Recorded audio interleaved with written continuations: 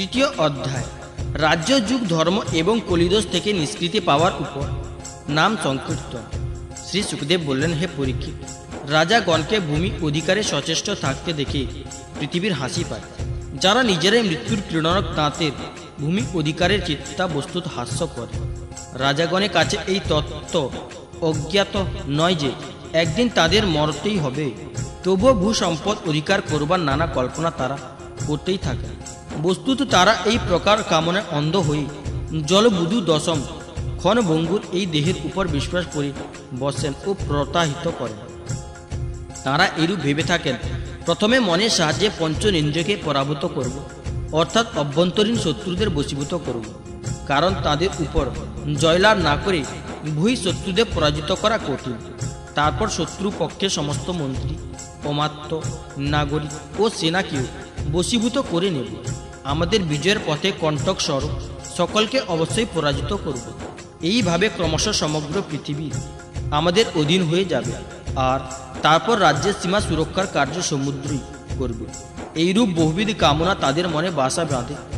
তাদের এই কথা মনেই থাকে না যে তাদের শিরয়ে কাল অপেক্ষা মাত্র, এতেও তাদের নিবৃত্তি হয় না। একটা দ্বীপ অধিকার করেই তারা অন্য আরেক দ্বীপ অধিকার করবার বাসনায় প্রবল শক্তি ও উদ্যম সহকারে সমুদ্রযাত্রা করে বসে। মন ও ইন্দ্রিয় সকল বশীভূত করি যখন কিছু লোক মুক্তি পথের পথিক, তখন তারা রাজন্যবর্গ অল্প কিছু পরিমাণ ভূমিখণ্ড লাভের জন্য লালায়িত হয়ে পড়ে। এত পরিশ্রম ও কত ক্ষতির ফল এত তুচ্ছ বস্তু হবে কেন? হে পরীক্ষিত, পৃথিবীর বক্তব্য অতি স্পষ্ট। বড় বড় মনু ও তাদের বীর বংশধরগণ পৃথিবীকে পূর্বাবস্থায় ত্যাগ করে রিক্ত হস্তে স্বধামে প্রত্যাগমন করেছেন। আর এই মূর্খ রাজাগণ যুদ্ধে জয়লাভ করে পৃথিবীকে অধিকারে রাখবার বাসনা পোষণ করে। যাদের চিত্তে এই ধারণা বদ্ধমূল যে এই পৃথিবী তাদের নিজস্ব সম্পত্তি, সেই মূর্খদের রাজ্যে ভূমিখণ্ড অধিকারের নিমিত্ত পিতা পুত্রের মধ্যে ও ভ্রাতাদের মধ্যেও প্রবল বিরোধ হয়ে থাকে। এ পৃথিবী আমার, তোমার নয়, এইরূপ বাক্য তারা ব্যবহার করে থাকে। রাজাগণ এইভাবে কলহ ও অন্তর্বিরোধে লিপ্ত হয়ে পড়ে। এর ফল কলহ ও যুদ্ধ। যুদ্ধে তারা যেমন অন্যকে বধ করেন, তেমন নিজেরাও নিহত হন। পিতৃ পুরুরবা, গাধী, নুহু, ভরত, সহস্রবাহু, অর্জুন, মান্ধাতা, সগর, রাম, খটাঙ্গ, ধুন্ধুমা, রঘু, তৃণবিন্দু, যজাতি, স্বরজাতি, সর্তঙ্গু, গয়, ভাগীরথ, কুবলাশ্ব, কুকুৎস, নল, মৃগ, হিরণ্যকশিপু, বৃত্তাসুর, লোকদ্রোহী, রাবণ, নমুচি, সম্বর, ভূমাসুর, হিরণ্যাক্ষ এবং তারকাসুর ও আরও অনেক দৈত্য এবং শক্তিশালী ব্যক্তি নরপতি হয়েছিলেন। তারা সকলে সবকিছু বুঝতেন, সকলে সুররী ছিলেন ও অন্যকে দিগ্বিজয়ে পরাজিত করেছিলেন, কিন্তু মৃত্যুর কাছে সকলে পরাজিত হয়েছিলেন। রাজন, তারা সর্বান্তঃকরণে আমার পৃথিবীর প্রতি মমতাযুক্ত ছিলেন এবং ভেবেছিলেন যে এই পৃথিবী তাদের নিজস্ব সম্পত্তি, কিন্তু করাল কাল তাদের লালসা পূর্তির পথে অন্তরায় হয়ে দাঁড়িয়েছিল। এখন তাদের বলপৌরুষ ও দেহের অস্তিত্ব নেই, আছে কেবল সেগুলির বিবরণ মাত্র। পরীক্ষিত বললেন, এই ধরাতলে বহু প্রবল প্রতাপী ও মহান ব্যক্তিদের আগমন হয়েছে। তারা নিজ যশ অর্জন করে বিদায় গ্রহণ করেছেন। জ্ঞান বৈরাগ্য উপদেশ প্রদানকালে আমি তোমাকে তাদের কথা বলেছি, কিন্তু সবই বাণীর বিলাস বলে যেন, কারণ তাতে পরমার্থিক সত্য বিন্দুমাত্রও নেই। ভগবান শ্রীকৃষ্ণের গুণানুবাদ সকল অমঙ্গল নাশক বড় বড় মহাত্মাগণ তারই সংকীর্তন করে থাকেন। যে ব্যক্তি ভগবান শ্রীকৃষ্ণ চরণযুগলে অনন্য রাগানুরাগ ভক্তির লালসায় আগ্রহী, তারা সদা সর্বদা ভগবানের দিব্য গুণবাদে শ্রবণে রত থাকা উচিত। রাজা পরীক্ষিত জিজ্ঞাসা করলেন, ভগবান, কলিযুগে তো কেবল দোষের প্রাচুর্যই দৃষ্টিগোচর হচ্ছে। সাধারণ মানুষ সে দোষ নিবারণ করতে কিভাবে সমর্থ হবে? আর আমি জানতে ইচ্ছুক যে যুগসমূহের স্বরূপ ও ধর্ম কেমন হয়। এর সঙ্গে আমি জানতে চাই কল্পের অবস্থান, সকল প্রলয়কালের মান এবং সর্বব্যাপী সর্বশক্তিমান ভগবানের কালরূপের বিবরণ আপনি অনুগ্রহ করে বলুন। শ্রী সুখদেব বললেন পরীক্ষিতকে, সত্য যুগের 4 চরণ হল সত্য, দয়া, তপ ও দান। সত্য যুগের বিশেষত্ব এই যে জনগণ নিষ্ঠা সহকারে ধর্ম পালনে তৎপর থাকেন। এখানে ধর্মই শ্রী ভগবানের বাস্তব স্বরূপ।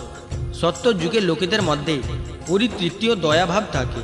ব্যবহারে থাকে পূর্ণ সৌদার্য, স্বভাবে তারা হন শান্ত, ইন্দ্রিয় আদি ও মন তাদের বশীভূত থাকে, সুখ দুঃখ দ্বন্দ্বে তারা সমভাবে সহনশীল। সত্যযুগের অধিকাংশ নরনারী সমদৃষ্টি সম্পন্ন ও আত্মারাম হয়ে থাকে, আর অন্যরা স্বরূপ স্থিতি অভ্যাসে তৎপর থাকে। হে পরীক্ষিত, ধর্মের মতো অধর্মেও চার চরণ: অসত্য, হিংসা, অসন্তোষ ও কলহ। ক্রেতা যুগে এর প্রভাব পড়ে, কালের প্রভাবে সত্যাদি চরণের এক চতুর্থাংশ ক্ষীণবল হয়ে পড়ে।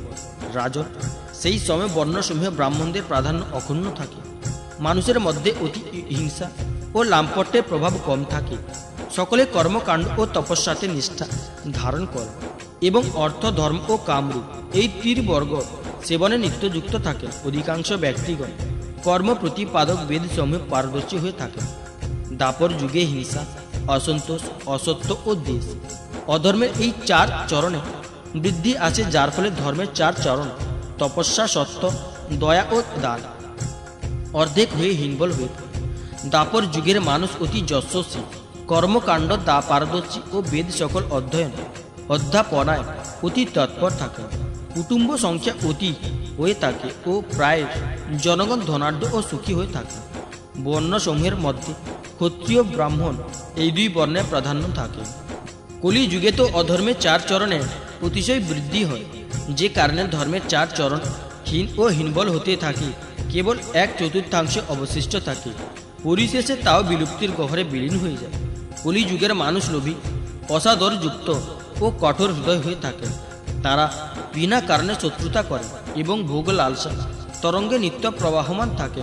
তখনকার মন্দভাগ্য ব্যক্তিদের মধ্যে শূদ্র ও হালি প্রভৃতির প্রাধান্য পরিলক্ষিত হয়ে থাকে। সকল প্রাণীর মধ্যে সত্য, রজ ও তম এই ত্রিগুণ নিত্য যুক্ত থাকে। কালের প্রেরণায় শরীরে, প্রাণে ও মনে ত্রিগুণের সংক্ষেপণ ও সংবর্ধন হয়ে থাকে। যখন মন, বুদ্ধি ও ইন্দ্রিয়গণ সত্য গুণাশ্রিত থেকে নিজ কর্মে যুক্ত থাকে, তখন জানবে যে সত্যযুগ এসেছে। সত্য গুণের প্রাধান্যকালে মানুষ জ্ঞান ও তপস্যাতে অধিক আকর্ষণ অনুভব করে থাকে। যখন মানব প্রবৃত্তি ও রুচি ধর্ম, অর্থ ও লৌকিক পারলৌকিক সুখ ভোগের দিকে ধাবিত হয় এবং শরীর, মন ও ইন্দ্রিয়গণ রজগুণে অধিষ্ঠিত থেকে কর্ম সম্পাদনে যুক্ত হয়, হে বুদ্ধিমান পরীক্ষিত, জানবে যে তখন ত্রেতাযুগ চলছে। চতুর্থ অধ্যায়, চার প্রকারের প্রলয়। শ্রী সুখদেব বললেন, হে পরীক্ষিত, তৃতীয় স্কন্ধে পরমাণু থেকে দ্বীপরার্ধ পর্যন্ত কালের স্বরূপ ও এক একটা যুগ যত কত বৎসরে হয়ে থাকে আমি তা তোমায় জানিয়েছি। এখন তুমি কল্পের স্থিতিকাল ও তার প্রলয়ের বর্ণনা ও শোনো। রাজন, ব্রহ্মার এক দিনের বিস্তৃতি 1,000 চতুর্যুগ হয়ে থাকে, যাকে কল্প আখ্যাও দেওয়া হয়। এক কল্পে 14 মনু আবির্ভূত হয়ে থাকে। কল্পান্তে প্রলয়ও অনুরূপকালে পর্যন্ত স্থায়ী হয়। এই প্রলয়কালে ব্রহ্মার রাত্রি বলা হয়, তখন এই ত্রিলোকও লীন হয়ে যায়, তারও প্রলয় হয়। এই হলো নৈমিত্তিক প্রলয়। এই প্রলয়কালে সম্পূর্ণ বিশ্বকে নিজ অভ্যন্তরে স্থান দিয়ে অর্থাৎ লীন করে নিয়ে প্রথমে ব্রহ্মা, অতঃপর ভগবান নারায়ণ অনন্ত নাগরের দেহরূপ শয্যায় শয়ন করে।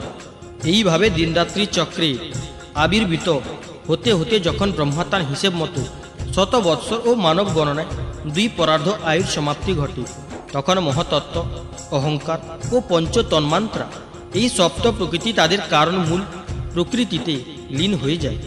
রাজন, এর নাম প্রাকৃতিক প্রলয়। এই প্রলয়কালে প্রলয়ের কারণ উপস্থিত হলে পঞ্চভূত নির্মিত ব্রহ্মাণ্ড নিজ স্থূলরূপ ত্যাগ করে কারণ রূপে তিনি স্থিত হন, অর্থাৎ লীন হয়ে যায়। পরীক্ষিত বললেন, প্রলয় কালাগমনে মেঘ শতবর্ষ কাল পর্যন্ত বৃষ্টিপাত করে না, সকলে অন্ন লাভে বঞ্চিত হয়। তখন প্রজারা ক্ষুধা তৃষ্ণায় ব্যাকুল হয়ে পরস্পরের প্রাণ সংহার করে এবং মাংস ভক্ষণ করে প্রাণ ধারণ করে। এইভাবে কালের করাল উপদ্রবে ক্লিষ্ট প্রজাগণ ধীরে ধীরে হিলবন হয়ে পড়ে। প্রলয়কালীন সাংবর্তক সূর্য নিজ প্রচণ্ড তেজ দ্বারা সমুদ্র, প্রাণী শরীর ও পৃথিবীর সমস্ত রস বিশোষণ করে এবং তা নিয়মানুসারে পৃথিবীর উপর বর্ষণ করতে বিরত থাকে। তখন শঙ্কর্ষণ ভগবানের মুখ দিয়ে প্রলয়কালীন সংবর্তক অগ্নি উদ্গীরিত হতে থাকে। বেগবান বায়ু প্রভাবে অগ্নির কলেবর বৃদ্ধি হয় এবং তা তল অতল আদি নিচের সপ্তলোক ভস্মসাৎ করে ফেলে। প্রাণী দেহের অস্তিত্ব তখন এমনিতেই থাকে না। অধদেশে অগ্নির প্রচণ্ড লেলিহান শিখা ও ও ঊর্ধ্ব দেশে সূর্যের প্রচণ্ড রুদ্র মূর্তি। তখন অধ ঊর্ধ্ব চতুর্দিক দাউ দাউ করে জ্বলতে থাকে, আর ব্রহ্মাণ্ডকে দেখে মনে হয় যেন গোময় পিণ্ডে ঠাসা অগ্নিকুণ্ডের অঙ্গার ধকধক করে জ্বলছে। এরপর প্রলয়কালে অতি বেগবান প্রচণ্ড শক্তিধর সাংবর্ত বায়ু শত শত বৎসর পর্যন্ত প্রবাহিত হতে থাকে। আকাশ তখন ধূস্র ধূলি ধূসর হয়ে থাকে। তারপর অসংখ্য চিত্র বিচিত্র মেঘের আবরণ আগমন হতে থাকে। সেই মেঘ অতি ভয়ঙ্কর গর্জন করে এবং শত শত বৎসর পর্যন্ত বর্ষণ করতে থাকে। তখন ব্রহ্মাণ্ডের অন্তর্গত সম্পূর্ণ জগৎ এক বিশাল জলসমুদ্রে পরিণত হয়ে যায়, অর্থাৎ সব কিছু জলমগ্ন হয়ে যায়। এইভাবে যখন জলপ্রবাহ হয়ে যায়, তখন জল পৃথিবীর বিশেষ গুণকে গন্ধকে হরণ করে নেয়, নিজের মধ্যে লীন করে দেয়। গুণ জলের মধ্যে জলে লীন হওয়ার পর পৃথিবীর প্রলয়ে হয়ে যায়, তা জলে সম্মিলিত হয়ে জলরূপ হয়ে যায়।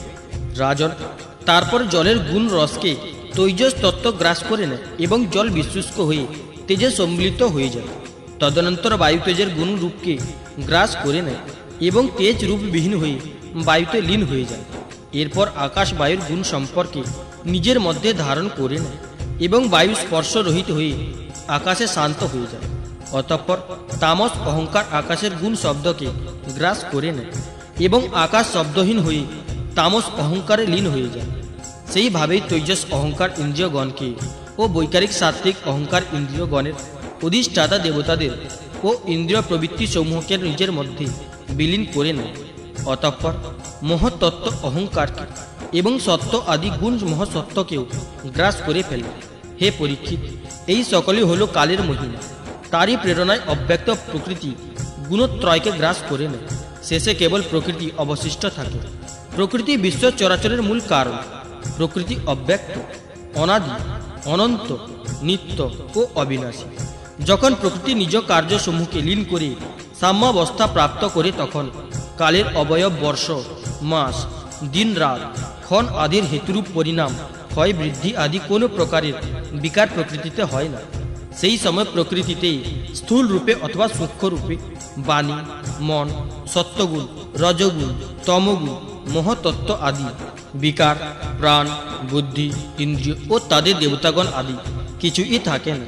সৃষ্টিকালের বিভিন্ন লোকাদির কল্পনাও তার স্থিতি থাকে না। তখন স্বপ্ন, জাগ্রত ও সুষুপ্তি এই তিন অবস্থাও থাকে না। আকাশ, জল, পৃথিবী, বায়ু, অগ্নি এবং সূর্যও থাকে না।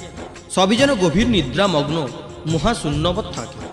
এই অবস্থাকে তর্ক দ্বারা অনুমান করা ও অসম্ভব।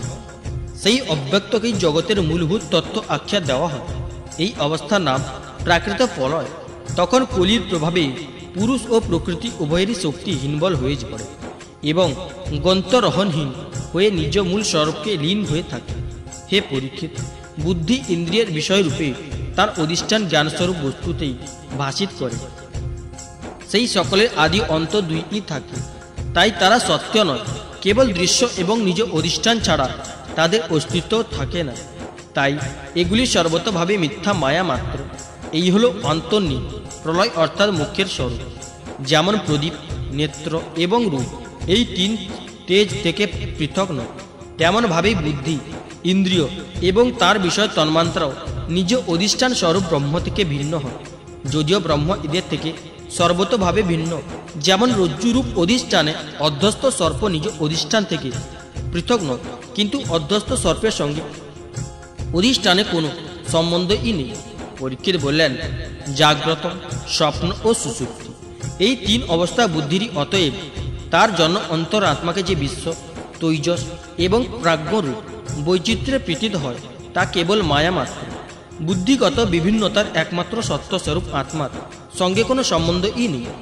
এই বিশ্বের উৎপত্তি প্রলয় হয়ে থাকে, তাই তার বহু অবয়ব সমগ্রে অস্তিত্ব আছে। যেমন আকাশে মেঘপুঞ্জে অবস্থান কখনো দৃশ্য আবার কখনো অদৃশ্য, তেমনভাবেই ব্রহ্মে বিশ্ব কখনো দৃশ্য কখনো অদৃশ্য। পরীক্ষিত বললেন, জগতের ব্যবহারে যত অবয়বী পদার্থ আছে তারা না থাকলেও তাদের ভিন্ন ভিন্ন অবয়বের সত্য বলে মানা হয়, যেহেতু তারা তার কারণ। উদাহরণ রূপে বস্ত্ররূপ অবয়বী না থাকলেও তার কারণ রূপ সূত্রে অস্তিত্ব অবশ্যই থাকে। সেইভাবে কার্যরূপ জগতে অননিষ্ঠ কালেও এই জগতের কারণরূপ অবয়বের অস্তিত্ব থাকতেও পারে, কিন্তু ব্রহ্মের ক্ষেত্রে এই কার্য কারণভাবে চিন্তা নিতান্তই অবাস্তব। সাধারণ বস্তু হচ্ছে কারণ আর বিশেষ বস্তু কার্য। এইরূপ যে প্রভেদ পরিলক্ষিত হয় তা বস্তুত ভ্রম মাত্র। কারণ সাধারণ ও বিশেষ ভাব হল আপেক্ষিক, অর্থাৎ অন্যান্যশ্রিত। বিশেষ না থাকলে সাধারণ, আর সাধারণ না থাকলে বিশেষ হয় কেমন করে? কার্য ও কারণ ভাবের আদি ও অন্ত দুই বর্তমান, তাই তাও স্বপ্নদৃষ্ট প্রভেদ সম সর্বতভাবে অভ্যস্ত। সন্দেহ নেই যে এই প্রপঞ্চরূপ বিকার স্বপ্নদৃষ্ট বিকার সম বোধ হয়, কিন্তু তা হলেও তাকে নিজ অধিষ্ঠান ব্রহ্মস্বরূপ আত্মা থেকে পৃথক বলা যায় না। হাজার চেষ্টা করলেও তা আত্মা থেকে অনুমাত্র পৃথক সত্তাযুক্ত তা নিরূপণ করা সম্ভব হয় না। যদি কল্পনায় আমার স্বীকার করেনি যে আত্মার অতিরিক্ত আর এক পৃথক সত্তাও আছে, তবে তাকে তো চিদ্রূপ আত্মা সম স্বয়ং সমুদ্ভাসিত হওয়া প্রয়োজন। এই অবস্থায় আমরা তো আত্মার একরূপে স্বীকৃতি দিচ্ছি, কিন্তু আমরা তো এই সত্ত্বে নিত্য প্রতিষ্ঠিত যে পরমার্থ সত্যকে বৈভিন্ন থাকা সম্ভব নয়। তবুও যদি কেউ অজ্ঞানবশত পরমার্থ সত্য বস্তুকে বৈভিন্ন সন্ধানে বিচারে প্রবৃত্ত হয়, তবে তা হবে সর্বতভাবে অর্থহীন চিন্তা। মহাকাশ ও ঘটাকাশের মধ্যে, আকাশের সূর্য ও জলে প্রতিবিম্বিত সূর্যের মধ্যে, ব্যাজ্য বায়ু ও আন্তর্বায়ুর মধ্যে প্রভেদ অন্বেষণ অর্থহীন অবশ্যই। এই সত্যই পরমার্থের পক্ষেও প্রযোজ্য। মানুষ একই স্বর্ণকে অগ্নির সাহায্যে কঙ্কন, কুণ্ডল, বলয় আদি রূপ প্রদান করে থাকে। তদনুরূপ নিপুণ বিদ্বান লৌকিক ও বৈদিক বাণীর সাহায্যে একই ইন্দ্রিয়াতীত আত্মস্বরূপ শ্রী ভগবানকে ভিন্ন ভিন্ন রূপে উপস্থাপিত করেন। দেখো, মেঘ সূর্য সৃষ্ট ও সূর্য প্রকাশিত, তবুও সেই মেঘ সূর্যেরই এক অংশ নেত্রের জন্য সূর্য দর্শনে বাধা হয়ে দাঁড়ায়। একইভাবে অহংকারও ব্রহ্ম সৃষ্ট ও ব্রহ্ম প্রকাশিত, কিন্তু ব্রহ্মের অংশ বিশেষ জীবনের জন্য অহংকার ব্রহ্ম সাক্ষাৎকারে এক বিরাট বাধা হয়ে দাঁড়ায়। সূর্য সৃষ্ট মেঘে ছিন্ন ভিন্ন হলে তখন নেত্র তার স্বস্বরূপ সূর্য দর্শন করতে সমর্থ হয়। একইভাবে জীবের অন্তরে ব্রহ্ম জিজ্ঞাসা জেগে উঠলে আত্মার উপাধি অহংকারে বিনাশ হয়, আর তখনই তার স্বস্বরূপ সাক্ষাৎকার হয়। প্রিয় পরীক্ষিত বললেন, যখন জীব বিবেকরূপী খড়গ দ্বারা মায়াময় অহংকারের পাশ ছিন্ন করে, তখন সে নিজ একরস আত্মস্বরূপ পরম আত্মায় স্মিত হয়ে যায়। আত্মার এই মায়া মুক্ত বাস্তবিক স্থিতিকেই আন্তর্নিক প্রলয় বলা হয়। হে অয়াতি দমন, তত্ত্বদর্শীগণে বিচারে ব্রহ্মা থেকে তৃণ পর্যন্ত সমস্ত প্রাণী ও বস্তু নিত্য সৃষ্টি ও নিত্য বিনাশ হতেই থাকে, অর্থাৎ সৃষ্টি ও প্রলয়ের চক্র নিত্য আবর্তমান থাকে। জগতের পরিণামী বস্তু সকল নদীর প্রবাহ, দীপশিখার প্রজ্বলন আদির মতো প্রতিক্ষণে পরিবর্তনের শিকার হয়। তাদের পরিবর্তনমান অবস্থা প্রত্যক্ষ করে এই বোধ আসে যে কাল প্রবাহে প্রবাহমান মানব দেহেও প্রতিক্ষণে পরিবর্তনের শিকার হয়ে থাকে। তাই দেহাদিতে উৎপত্তি ও প্রলয়ের ঘটনা মুহুর্মুহু ঘটতেই থাকে। যেমন আকাশে তারাগণ অনুক্ষণ গতিশীল থাকলেও তাদের গতির অনুভূতি স্পষ্টভাবে হয় না, তেমনভাবে ভগবানের সহরূপ অনাদি অনন্তকালের প্রভাবে প্রাণীগণের প্রতিক্ষণের উৎপত্তি ও প্রলয়ের কথা সহসা জানতে পারা যায় না। পরীক্ষিত বললেন, আমি তোমাকে 4 রকমের প্রলয়ের কথা বললাম, যা নিত্য প্রলয়, নৈমিত্তিক প্রলয়, প্রাকৃতিক প্রলয় ও আত্মনিক প্রলয়ের পরিচিতি। বস্তুতকালে সূক্ষ্ম গতি এইরূপ। হে কুরুশ্রেষ্ঠ, বিশ্ববিধাতা ভগবান নারায়ণ সমস্ত প্রাণীর মধ্যে ও শক্তির আশ্রয়। যে সকল কথা আমি সংক্ষেপে বলেছি তা সবই তার লীলা কথা। শ্রী ভগবানের লীলা কথার পূর্ণ বিবরণ দান করতে তো স্বয়ং ব্রহ্মাও সক্ষম নন। যারা অত্যন্ত দুস্থ সংসার সাগর অতিক্রম করতে ইচ্ছুক, অথবা যারা বহু দুঃখ দাবানলে দগ্ধ হয়েছেন, তাদের পক্ষে পুরুষোত্তম ভগবানের লীলা কথার সেবন করা ছাড়া অন্য কোনো পথ, কোনো তরণই নেই। তারা কেবল লীলা রসায়নের সেবন করে নিজের মনোবাঞ্ছা পূর্ণ করতে পারেন। আমার বর্ণিত ঘটনা বিবরণী শ্রীমদ্ভাগবত মহাপুরাণ সর্বপ্রথম এই বিবরণ সনাতন ঋষি নরনারায়ণ দেবর্ষি নারদকে দান করেছিলেন। আমার পিতা মহর্ষি কৃষ্ণ দ্বৈপায়ন দেবর্ষি নারদের কাছ থেকে তা শ্রবণ করেন। মহারাজ, সেই বদ্রী বন্দন বিহারী ভগবান শ্রীকৃষ্ণ দ্বৈপায়ন প্রসন্ন হয়ে আমাকে এই বৈতুল্য শ্রী ভাগবত সিংহতার উপদেশ দান করেছিলেন। হে কুরুশ্রেষ্ঠ, ভবিষ্যতে যখন শৌনকাদি ঋষিগণ নৈমিষ সারণ্য ক্ষেত্রে বিরাট সূত্রের ব্যবস্থা করবেন, তখন তাদের প্রশ্নের উত্তরে পৌরাণিক বক্তা শ্রী সুত তাঁদের এই সংহিতার উপদেশ দান করবেন। শ্রী মন্মর্ষি বেদব্যাস প্রণীত পারমহংসী সংহিতা শ্রীমদ্ভাগবত মহাপুরাণে দ্বাদশ স্কন্ধের ৪র্থ অধ্যায়ের বঙ্গানুবাদ সমাপ্ত হল। ওম নমো ভগবতে বাসুদেবায়। পঞ্চম অধ্যায় শ্রী সুখদেবের অন্তিম উপদেশ। শ্রী সুখদেব বললেন, হে প্রিয় পরীক্ষিত, এই শ্রীমদ্ভাগবত মহাপুরাণে বারে বারে এবং সর্বত্র বিশ্বাত্মা ভগবান শ্রী হরি সংকীর্তন হয়েছে। বস্তুত ব্রহ্মা ও রুদ্র শ্রী হরি থেকে পৃথক সত্তা নয়, তারা যথাক্রমে শ্রী হরির কৃপা লীলা ও ক্রোধ লীলার অভিব্যক্তি। হে রাজন, এখন তুমি মৃত্যুর এই অবিবেচনা প্রসূত ধারণা ত্যাগ করো। যেমন দেহে পূর্বে ছিল না, এখন জন্ম নিল এবং আবার বিনষ্ট হয়ে যাবে, তেমনভাবেই তুমিও পূর্বে ছিলে না, তোমার জন্ম হলো, তুমি মরে যাবে। এই কথা ঠিক নয়। যেমন বীজ থেকে অঙ্কুর, অঙ্কুর থেকে বীজের উৎপত্তি হয়ে থাকে, ঠিক সেইভাবেই এক দেহ থেকে দ্বিতীয় দেহে এবং দ্বিতীয় দেহ থেকে তৃতীয় দেহের উৎপত্তি হতে থাকে। কিন্তু তুমি না তো কারো জাত, না তুমি ভবিষ্যতে পুত্র পৌত্রাদির শরীর রূপে উৎপন্ন হবে। দেখো, যেমন অগ্নি কাষ্ঠ থেকে সর্বদা পৃথক থাকে, কাষ্ঠের উৎপত্তি ও বিনাশের সঙ্গে তার কোনো সম্বন্ধই থাকে না, তেমনভাবে তুমিও দেহ থেকে সতত এক পৃথক সত্তা। স্বপ্নাবস্থায় যদি দেখতে পাও যে তোমার মস্তক ভুল উণ্ঠিত, তোমার মৃত্যু হয়েছে, আর আত্মীয় পরিজনেরা তোমায় শ্মশানে নিয়ে গিয়ে দাহ করছে, তা তো সবই তোমার শরীর সম্পর্কিত ঘটনা প্রবাহ, আত্মার কখনো নয়। যে দর্শক সে তো ওই অবস্থা থেকে সর্বতভাবে পৃথক সত্তা, জন্ম মৃত্যু রহিত শুদ্ধ বুদ্ধ পরম তত্ত্ব স্বরূপ। যেমন ঘট খণ্ডিত হলে আকাশ পূর্ববৎ অখণ্ড থাকে, কিন্তু ঘটকাশে নিবৃত্তি হয়ে গেলে লোকাদের এইরূপ ধারণা হয় যে তা মহাকাশের সঙ্গে মিলিত হয়েছে, বস্তুত তা তো মিলিতই ছিল। তেমনভাবেই দেহপাত হয়ে গেলে মনে হয় জনজীব ব্রহ্ম হয়ে গেল, বস্তু তা তো ব্রহ্মই ছিল। ব্রহ্মের অভাব তো প্রতীত মাত্র ছিল। মনই আত্মা জনশরীর বিষয় এবং কর্মের কল্পনা করে থাকে এবং সেই মনকে সৃষ্টি করে মায়া অবিদ্যা। বস্তুত মায়ে জীবের সংস্কার চক্রে পতিত হওয়ার একমাত্র কারণ। যতক্ষণ তৈলাধার বাতি ও অগ্নি সংযোগ বর্তমান থাকে, ততক্ষণই প্রদীপ ভাব থাকে। তেমনভাবেই যতক্ষণ আত্মার কর্ম, মন, শরীর ও তাতে নিবাসকারী চৈতন্য অসাধ্যের সঙ্গে সম্বন্ধ থাকে, ততক্ষণ তাকে জন্ম মৃত্যু চক্র এই সংসারে আবর্তিত হতে হয় এবং রজগুণ, সত্যগুণ ও তমগুণের বৃত্তি সকল দ্বারা প্রভাবিত হয়ে তাকে সৃষ্ট, স্থিত এবং বিনষ্ট ও হতে বাধ্য হতে হয়। কিন্তু যেমন প্রদীপ নিভে গেলেও তত্ত্বরূপ তেজের বিনাশ হয় না, তেমনি জগতের নাশ হলেও স্বয়ং প্রকাশমান আত্মার বিনাশ হয় না। কারণ আত্মা কার্য ও কারণ, ব্যক্ত ও অব্যক্ত কোনোটাই নয়।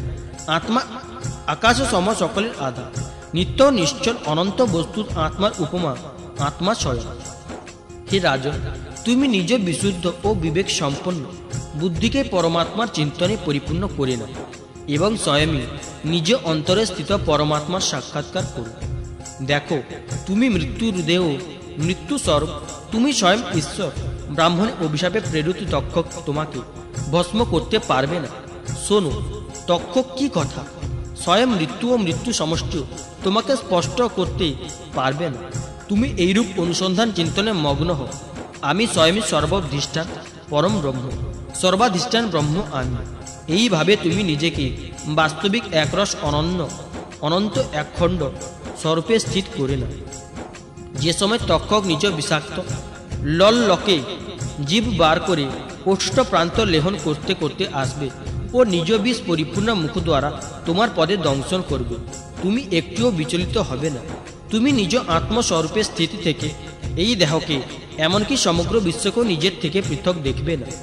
হে আত্মস্বরূপ পুত্র পরীক্ষিত, তুমি বিশ্বাত্মা শ্রী ভগবানের লীলার সম্বন্ধে যে সকল প্রশ্ন করেছিলে তার উত্তরে তো আমি তোমায় দিয়েছি। তুমি আর কি জানতে ইচ্ছুক বলো। শ্রী মন্মর্ষি বেদব্যাস প্রণীত পারমহংসী সংহিতা শ্রীমদ্ভাগবত মহাপুরাণে দ্বাদশ স্কন্ধের ব্রহ্মোপদেশ নামক পঞ্চম অধ্যায়ের বঙ্গানুবাদ সমাপ্ত হল। ওম নমো ভগবতে বাসুদেবায়। ষষ্ঠ অধ্যায় পরীক্ষিতের পরম গতি, জন্মেঞ্জয়ের সর্পসত্ত্ব এবং বেদের শাখাভেদ। শ্রী সুতজি বললেন, হে সৌনকাদি ঋষিগণ, ব্যাসনন্দন শ্রী সুখদেব মুনি সমস্ত বিশ্ব চরাচরকে নিজ আত্মারূপে অনুভব করেন ও আচরণের সকলের প্রতি সমদৃষ্টি রাখেন। শ্রী ভগবানের শরণাগত এবং তাঁর দ্বারা সুরক্ষিত রাজর্ষি পরীক্ষক তার সম্পূর্ণ উপদেশ অতি মনোযোগ সহকারে শ্রবণ করলেন। এক্ষণে তিনি মস্তক অবনত করে তার শ্রী চরণের সমীপে সরে এলেন ও কৃতাঞ্জলি পুটে তার কাছে এই প্রার্থনা নিবেদন করলেন। রাজা পরীক্ষিত বললেন, ভগবান, আপনি মূর্তিমান করুণা স্বরূপ। আপনি কৃপা করে অনাদি অনন্ত একরস সত্য ভগবান শ্রী হরির স্বরূপ ও লীলা সমগ্র বর্ণনা করেছেন। আপনার কৃপায় এখন আমি অনুগৃহীত ও কৃতকৃত্য হয়ে গিয়েছি। সংসারাবদ্ধ প্রাণীকুল নিজ স্বার্থ পরমার্থ জ্ঞান বিরহিত, তারা বিভিন্ন দুঃখ দাবানলে প্রতিনিয়ত দগ্ধ হয়ে যাচ্ছে। তাদের উপর ভগবত অনুগ্রহযুক্ত মহাত্মাদের অনুগ্রহ হওয়া কোনো বিচ্ছিন্ন ঘটনা অথবা আশ্চর্য কথা নয়। এ তো তাদের পক্ষে অতি স্বাভাবিক বলা যায়। আমিও আমার সঙ্গে অনেকেই আপনার মুখ নিঃসৃত এই শ্রীমদ্ভাগবত মহাপুরাণ শ্রবণ করে ধন্য। এই পুরাণের প্রতিপদে ভগবান শ্রী হরির সেই স্বরূপ ও লীলা কথার বর্ণনা আছে, যা পরম তত্ত্ব ব্যক্তিগণ সংকীর্তন করে তাতেই নিত্য রমণ করে। ভগবান, আপনি আমাকে অভয়পদ ব্রহ্ম ও আত্মার অভিন্নতা সম্যক দর্শন দান করেছেন। তাই আমি এখন পরম শান্তি স্বরূপ ব্রহ্মে সুপ্রতিষ্ঠিত তক্ষক দংশয়ে মৃত্যু ভয় অথবা পুঞ্জীভূত মৃত্যুর ভয় আর আমার নেই। আমি নির্ভয় চিত্ত ব্রাহ্মণ। আমি আপনার কাছে অনুমতি নিয়ে সংযতবাগ মৌন হয়ে আমার সমস্ত কামনা বিরহিত চিত্তকে ইন্দ্রিয়াতীত পরম আত্মার স্বরূপে লীন করি প্রাণত্যাগ করতে প্রস্তুত। আপনি কৃপা করে অনুমতি দিন। আপনার উপদিষ্ট জ্ঞান বিজ্ঞানে প্রতিষ্ঠিত হয়ে আমার অজ্ঞান চিরতরের জন্য অপসৃত হয়ে গেছে। আপনি আমাকে শ্রী ভগবানের পরম কল্যাণময় স্বরূপের সন্ধান দিয়েছেন। শ্রী সুতজি বললেন, হে সৌনকাদি ঋষিগণ, রাজা পরীক্ষিত ভগবান শ্রী সুখদেবের এইরূপ স্তুতি করে তারপর অতি প্রিয় সহকারে তার পূজা করল। এরপর শ্রী সুখদেব রাজার কাছে বিদায় নিয়ে সমাগত মহাত্মা ও ভিক্ষুকের সঙ্গে নিয়ে সেই স্থান ত্যাগ করলেন। রাজর্ষি পরীক্ষিত কোনো ব্যাহ্য সাহায্য ছাড়াই স্বয়ং নিজ অন্তর আত্মাকে পরমাত্মার চিন্তনে নিবেদিত করল ও ধ্যানমগ্ন হয়ে গেল। সেই সময় তার শ্বাস প্রশ্বাস ক্রিয়াও স্তব্ধ হয়ে গিয়েছিল। তাকে দেখে একটি স্থান বৃক্ষ সম মনে হচ্ছিল।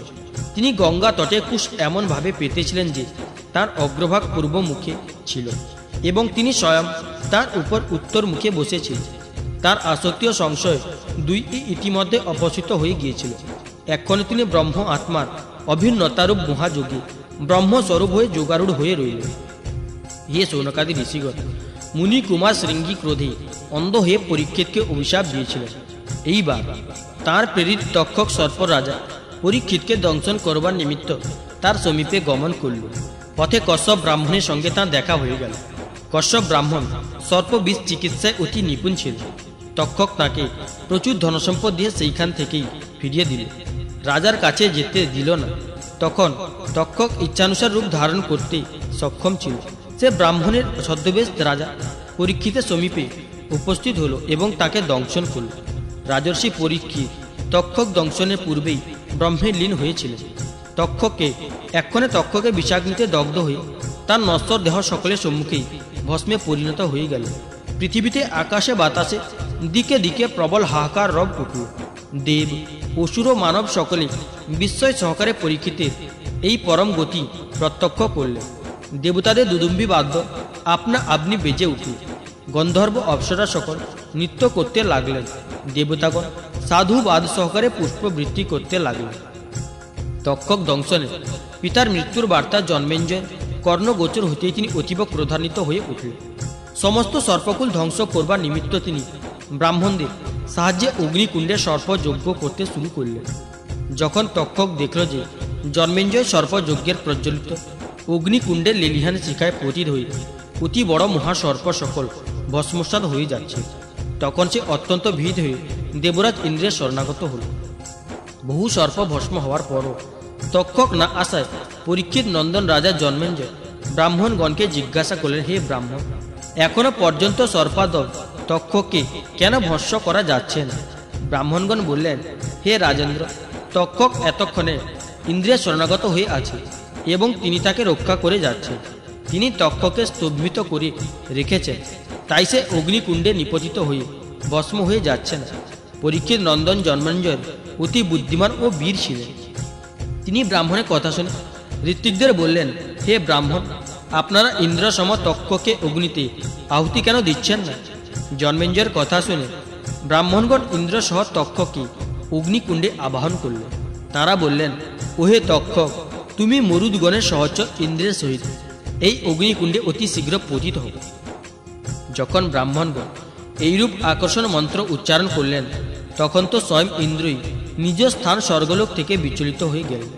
বিমানে উপবেশিত ইন্দ্র তক্ষক সহ ভয়ানক আতঙ্কিত হয়ে পড়ল। তাঁর বিমানও গতিশীল হয়ে নামতে লাগল। অঙ্গিরানন্দন বৃহস্পতি দেখলেন যে আকাশ থেকে দেবরাজ ইন্দ্রের বিমান ও তক্ষক একসঙ্গে অগ্নিকুণ্ডে নিপতিত হচ্ছে। তখন তিনি রাজা জন্মেঞ্জয়কে বললেন, হে নরেন্দ্র, সর্পরাজ তক্ষকে বধ করা আপনার পক্ষে সমীচীন নয়। সে অমৃত পান করে অজর ও অমর হয়ে আছে। হে রাজন, জগতের প্রাণীগণ নিজ কর্মানুসারী জীবন মৃত্যু ও মরণোত্তর গতি প্রাপ্ত হয়ে থাকে। কর্ম ছাড়া অন্য কিছুই কাউকে সুখ দুঃখ প্রদান করবার ক্ষমতা রাখে না। হে জন্মেঞ্জয়, এমনিতে তো বহু লোকের মৃত্যু সর্প, চোর, অগ্নি, বজ্রপাত আদি কারণে ক্ষুধা তৃষ্ণা, রোগভোগ আদি জন্য হতে দেখা যায়, কিন্তু তা তো কেবল কথার কথা।